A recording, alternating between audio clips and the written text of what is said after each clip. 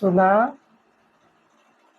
सबके पता बा सोशल मीडिया के जमाना बा। सब सोशल मीडिया से 2 पैसा कमैले के इंतजाम में लगल बा।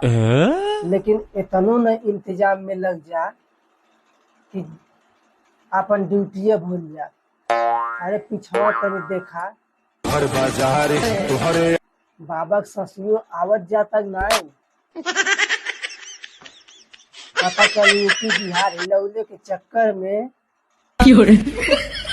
और बाबा के प्राण में निकल जाए। हाँ, पता चल नौकरिया से जौन 2 पैसा आवत वो चल जा।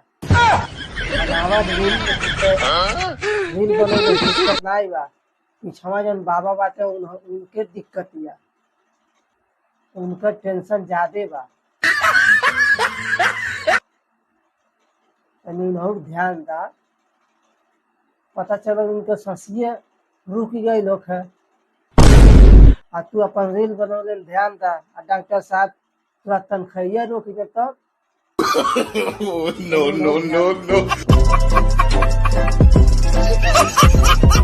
no.